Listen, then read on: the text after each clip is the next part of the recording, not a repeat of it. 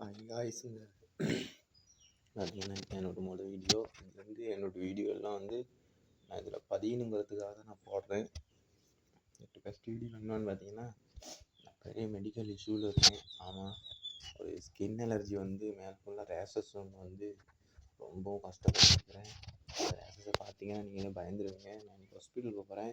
Hospital போயிட்டு இன்றைக்கி தங்கி மெடிக்கல் இஷ்யூன்னு மருந்து எடுக்க போகிறேன். ரொம்ப கஷ்டமாக இருக்குது. எல்லாம் செஞ்சு காயம் இருக்கு.